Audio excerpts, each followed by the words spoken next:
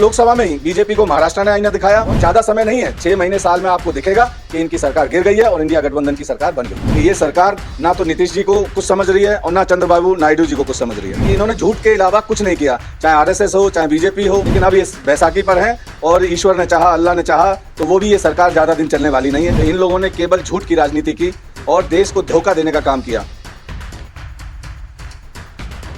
आदाब दोस्तों, मैं आपके साथ जफर सिद्दीकी, आप देख रहे हैं टाइम्स एक्सप्रेस। जिस तरीके से लोकसभा स्पीकर को लेकर जो है अभी तक ये चल रहा है कि आखिर लोकसभा स्पीकर किसका होगा। आज बातचीत करने के लिए हमारे साथ मौजूद है राकेश राजपूत, जो समाजवादी पार्टी के राष्ट्रीय सचिव भी हैं और बड़ी जिम्मेदारी से जो है काम को निभाते हैं। पहले कांग्रेस में भी रहे। आज बातचीत कर लेते हैं, कैसे देख रहे हैं। पहली बात, सबसे पहला सवाल, पहला इंटरव्यू है आपका कि राजनीति को कैसे देख रहे हैं, क्योंकि लगातार लोकसभा स्पीकर को लेकर जो है राजनीति गरमाई हुई। देखिए, मैं राजनीति को एक समाज सेवा का माध्यम मानता हूँ।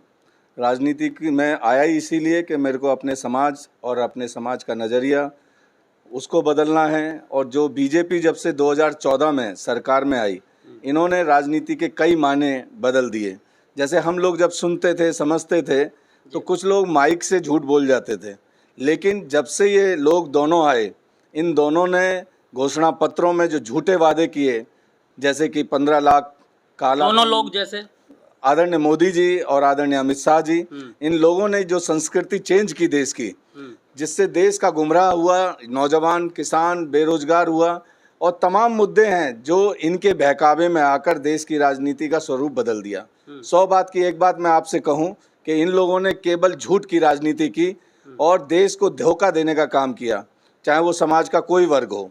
लेकिन कांट की आंधी एक बार चढ़ती है, बार बार नहीं चढ़ती है। तीसरी बार चढ़ गई, अब कैसे चढ़वाएंगे आप? नहीं, इसको क्या कहोगे आप। अब ये बैसाखी पे हैं। अच्छा। 2 बार ये अपने पैरों पे थे, लेकिन अब ये बैसाखी पर हैं और ईश्वर ने चाहा, अल्लाह ने चाहा तो वो भी ये सरकार ज़्यादा दिन चलने वाली नहीं है। जैसा कि आपने कहा कि अब लोकसभा का अध्यक्ष कौन होगा, उस पर पसोपस हो रही है जी। और उसी पर चर्चा हो रही है, चाहे वो नीतीश कुमार जी चर्चा कर रहे हो, चाहे चंद्रबाबू नायडू जी कर रहे हो, चाहे आरएसएस कर रहा हो।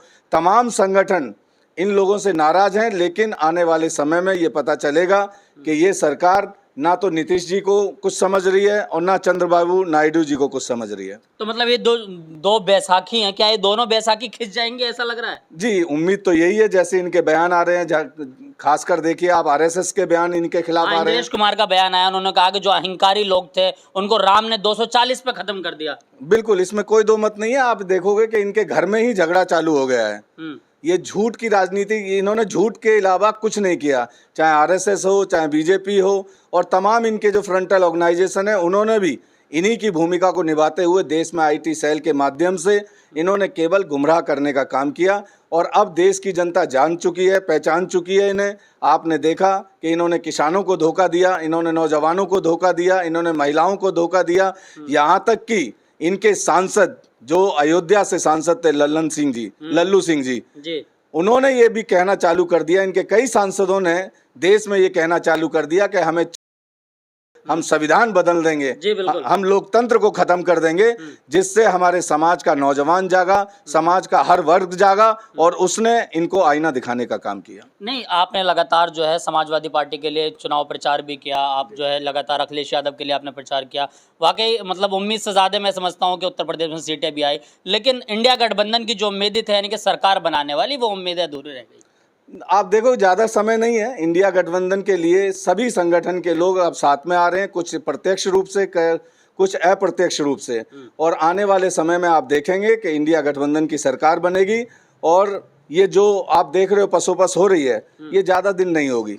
अच्छा, महाराष्ट्र में जो सरकार को लेकर लगातार बयान आ रहे हैं, संजय राउत ने कहा कि 3 महीने के अंदर सरकार गिर जाएगी, तो क्या लग रहा है कि मतलब महाराष्ट्र से शुरुआत होगी इनकी, मतलब सरकार गिरने की? उम्मीद तो यही है, ऐसा हो भी सकता है, इसमें कोई तो वहाँ पर भी सरकार गिराई गई थी, रातों रात जो है विधायक सांसद खरीदे जाते हैं, इस तरीके से मध्य प्रदेश में भी हुआ था। देखो, इन्होंने जो राजनीति की, मैंने आपको कहा कि इन्होंने राजनीति का स्वरूप बदलने का काम किया। इन्होंने देश के नौजवानों को धोखे में रखकर, और गलत राजनीति जिसे कहते हैं, धोखे की राजनीति जिसे कहते हैं, मैं आपके चैनल के माध्यम से बताना चाहता हूं कि इन्होंने जो घोषणा पत्रों में, जो रिटर्न में कोई झूठ नहीं बोलता था, इन्होंने वो संस्कृति लाने का काम किया। केवल धोखा देना, उसको राजनीति का नाम दिया। और हम सब इंडिया गठबंधन के लोग इस देश को वापस सच्चाई की राह पे लाना चाहते हैं। सत्यमेव जयते के नाम से ये हिंदुस्तान जाना जाता है। इन ढोंगी पाखंडियों ने, शोषणकारी मानसिकता वाली बीजेपी ने केवल धोखा दिया है इस समाज को, और ये समाज के लोगों ने इन्हें आईना दिखा दिया है। और ज़्यादा समय नहीं होगा, जो महाराष्ट्र की आप बात कर रहे हैं, अगले साल वहाँ महाराष्ट्र में चुनाव हैं, और उन चुनावों में, और आपने देखा लोकसभा में ही बीजेपी को महाराष्ट्र ने आईना दिखाया, और हिंदुस्तान के सबसे बड़े राज्य उत्तर प्रदेश ने तो इनको आईना पूरी तरह दिखाई दिया। नहीं, आपने फिल्मी दुनिया में भी काम किया, उसके बाद आपकी एक जिम्मेदारी है कांग्रेस में भी निभाई आपने, अब समाजवादी पार्टी में आप जिम्मेदारी निभा रहे हैं, तो मतलब इतने खिलाफ क्यों हैं आप भाजपा के, उसकी क्या वजह है? नहीं, मैं भाजपा के खिलाफ नहीं हूँ। भाजपा जो झूठ बोलती है, जो समाज के हर वर्ग का शोषण कर रही है, मैं उसके खिलाफ हूँ। अच्छा। मैं आपको बताना चाहता हूँ जो हमारी बहन बेटियों के साथ क्या हुआ। मैं उत्तर प्रदेश से आता हूँ। उत्तर प्रदेश में आप हाथरस की बेटी के साथ क्या हुआ, और मनीषा वाल्मीकि के साथ क्या हुआ, पिंकी लोधी के साथ क्या हुआ, ये बुलंदशहर, बदायूं, कासगंज की घटनाएं हैं। आपने देखा महिलाओं, और तो और जो गोल्ड मेडलिस्ट महिलाएं थी, जो देश के लिए गोल्ड मेडल लेके आई, वो जंतर मंतर पे धरने पे बैठी रहीं, उनके लिए बीजेपी की सरकार से किसी ने, और आज तक इनकी दोबारा सरकार बन गई गठबंधन की, लेकिन आज तक उन गोल्ड मेडलिस्ट महिलाओं को कोई न्याय नहीं मिला।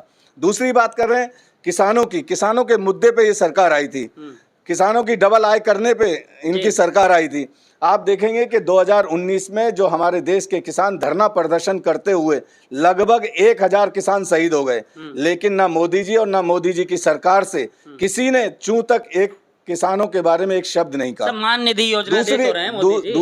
दूसरी बात आपने अग्निवीर योजना देखी, आपने देखा आरक्षण के माध्यम से ये डायरेक्ट नहीं कर सकते थे, इन्होंने इन 10 सालों में, पिछले 10 सालों में जब इनकी सरकार थी, इन्होंने पूरा प्राइवेटाइजेशन करने का काम किया। सरकारी 30 लाख सरकारी नौकरियां केंद्र में रिक्त हैं, लेकिन इन्होंने उन्हें भरने का काम नहीं किया। इन्होंने केवल बेरोजगारी को आगे बढ़ाया, इन्होंने महंगाई को आगे बढ़ाया, और देश की जनता ये समझ चुकी कि ये केवल ढोंग, पाखंड, धर्म, मजहब के नाम पर इस देश की जनता को बांटना चाहते हैं। अगड़ों को पिछड़ों से लड़ाना चाहते हैं, पिछड़ों को दलितों से लड़ाना चाहते हैं।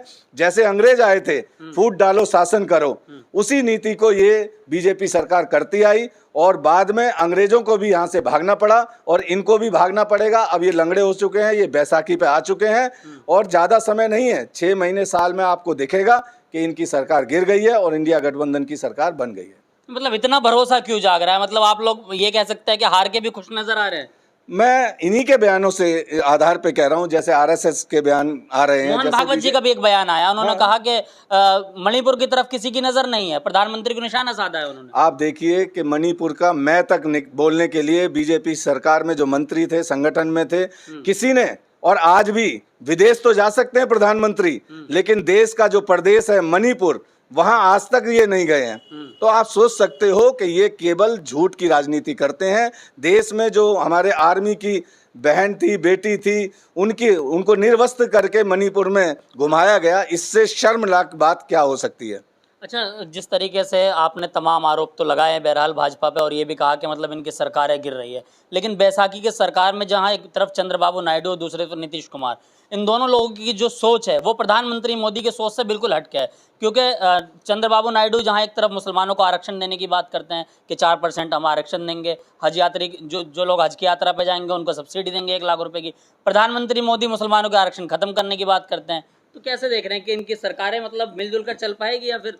देखो, ये इस पे तो सवालिया निशान है, इसमें कोई दो मत नहीं है। हम फिर कह रहे हैं कि चंद्रबाबू नायडू जी को इस बात पे सोचना चाहिए, विचार करना चाहिए। नीतीश कुमार जी को विचार करना चाहिए, सोचना चाहिए। इंडिया गठबंधन में आना चाहिए, जो सब समाज की, सब धर्मों की बात करती है, सब धर्मों के विकास की बात करती है। और ज़्यादा समय नहीं है, दूध का दूध और पानी का पानी। ज़्यादा ये अभी 26 तारीख को ही लोकसभा अध्यक्ष का चुनाव होना है, उससे ही पता चल जाएगा, और इंडिया गठबंधन को समर्थन करेंगे। हम तो कहते हैं कि देश हित में, समाज हित में चंद्रबाबू नायडू जी को और नीतीश कुमार जी को विचार करना चाहिए। उनका स्वागत है इंडिया गठबंधन में, वो आएँ और देश को विकास की राह पर ले जाएं। अच्छा, एक आखिरी सवाल होगा कि चंद्रबाबू नायडू और दूसरी तरफ नीतीश कुमार जो है वो अग्निवीर योजना पर उन्होंने कहा कि सरकार को बात करनी होगी लोगों से, यूसीसी पर भी बात करनी होगी, लेकिन सरकार अपनी पीठ थपथपाती है, खुश नजर आती है कि हम अग्निवीर योजना लाएं, तो इस पर भी कहीं ना कहीं सहमति नहीं बनेगी। आप देखिए, जो नीतीश कुमार जी ने कहा कि अग्निवीर योजना पे विचार करना है, और करेंगे जी। अगर ऐसा नहीं करेंगे तो ये सरकार चलेगी नहीं।